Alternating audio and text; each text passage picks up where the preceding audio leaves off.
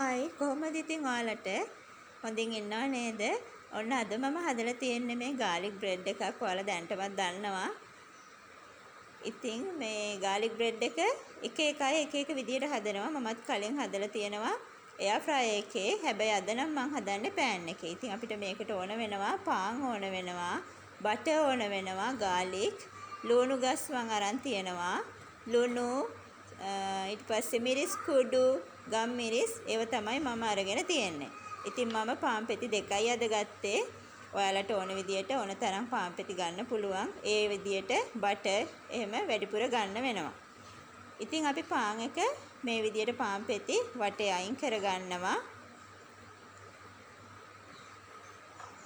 ඉතින් මේ garlic bread එක එක විදියට හදනවා. මම ඉතින් හදන්නේ මේ විදියට, මං ආසත් මේ විදියට. ඒ නිසා මම හිතුවා මේක ඔයාලත් එක්ක ෂෙයා කරගන්න ඕන කියලා.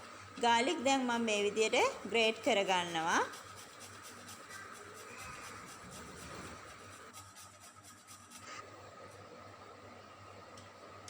මේ විදියට අපි garlic ටික ගා ගන්නවා, grate කරගන්නවා. ඊට පස්සේ මේ garlic ටික අපි බටර් එකටම දාගමු. ඔයාලා ඉතින් මේ විදියට නැතුව වෙනස් ක්‍රම වලට හදලා තියෙනවා නම් මට කමෙන්ට් කරන්න. එතකොට මමත් try කරලා බලන්නම් ඒ විදියටත්. ඉතින් මේක තේ එකක් එහෙම බොන්න හොඳ කෑමක්. කෙටි කෑමක් අපිට ඉක්මනට හදා ගන්න පුළුවන්. ඒ නිසා තමයි මම ඔයාලත් එක්ක මේක ෂෙයා කරගත්තේ. ඊට පස්සේ මම මේ ලුණු ගස් ටිකත් පොඩියට කපා ගන්නවා. ඔයාලට ඕන නම් කොත්තමල්ලි කොලේ මොනවා හරි දාගන්නත් පුළුවන්. ඉතින් ලස්සනයි, පාටත් කොළ පාට වෙන්න ඕන නිසා ටිකක් රසත් වෙන්න ඕන නිසා මම මේ විදියට ලුණු ගස් ටිකක් එකතු කරගන්නවා.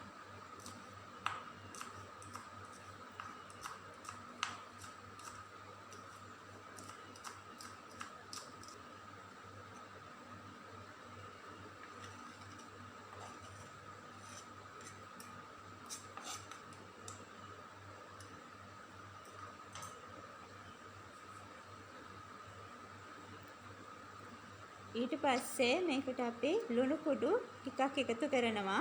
බටර් වලත් ලුණු තියෙන නිසා මම නම් ලුණු කුඩු ටිකයි එකතු කරන්නේ. ලුණු එකතු කරනවා. ඊට පස්සේ ඔයාලා කැමති විදියට ගොඩක් සැරට ඕන නම් මිරිස් කුඩු ටිකක් වැඩිපුර එකතු කරගන්න. සැර වැඩිය කන්නේ නැත්නම් මිරිස් කුඩු ටිකක් අඩුවෙන් එකතු කරගන්න. ඔයාලා කැමති විදියට ඒව එකතු කරගන්න පුළුවන්. පානුත් ඔයාලා වැඩිපුර හදනවා නම් මේ මික්ස් එක වැඩිපුර හදා ගන්න. මම නම් පාන් පෙති දෙකයි මෙතෙන්දි ගත්තේ. වීඩියෝ එකත් කෙටි වෙන්න ඕන නිසා පාන් පෙති දෙකක් ගත්තේ. ඔයාලට ඕන විදියට අරගෙන හදා ගන්න පුළුවන්.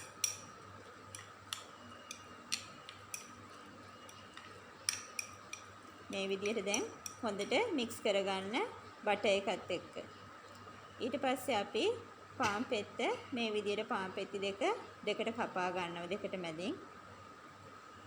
ඕන නම් මේක හතරට කපා ගන්න. එතකොට පොඩි කොටු වෙන්නේ. ඔයාලා කැමති විදියට මේක ඔයාලා ආස විදියට හදා ගන්න පුළුවන්.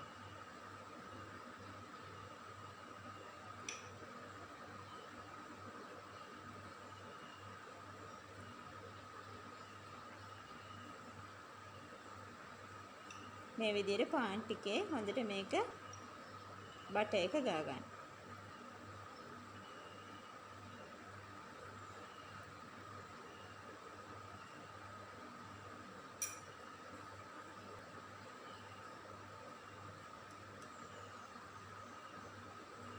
මෙන්න මේ විදියට ගා ගන්න. ඊට පස්සේ අපි pan එකක් ලිපේ තියලා pan එකටත් බටර් ටිකක්ම දාලා pan එක ටිකක් රත් වෙන්න දෙන්න. ඊට පස්සේ මේ විදියට පාන් අර අපි බටර් ගා ගන්නපු පැත්ත ඇතුළට හිටින්න පාන් ටික fry වෙන්න තියාගන්න.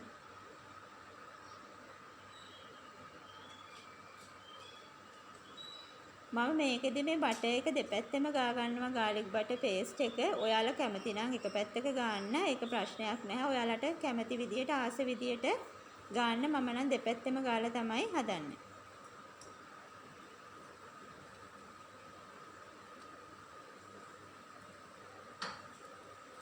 මේ විදියට මම දැන් අනිත් පැත්ත fry වුණායින් පස්සේ මෙහෙම උඩ පැත්තෙත් මේ පේස්ට් එක ටිකක් ගා ගන්නවා.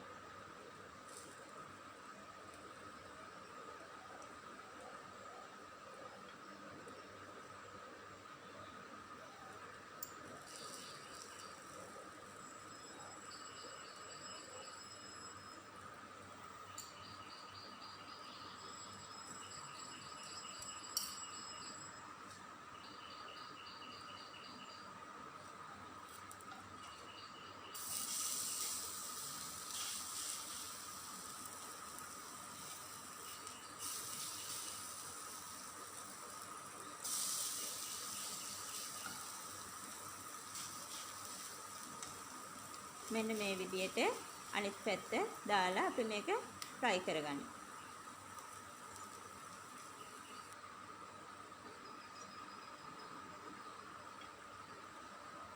දැන් දෙපැත්තම fry වෙලා තියෙන්නේ හොඳට. මෙන්න මේ විදියට තමයි fry වුණායින් පස්සේ තියෙන්නේ. මේක ඉතින් හරිම රසයි. තේ එකක් හැම බොන්න හවසකට අපිට යාළුවෝක් වෙලාවකට සංග්‍රහ කරන්න අපේ ගෙදරට ඒ වගේ හරිම රස කෑමක් කෙටි කෑමක් ඉක්මනට හදාගන්න පුළුවන්. ඉතින් ඔයාලා හැමෝටම සුබ දවසක්. Thanks for watching.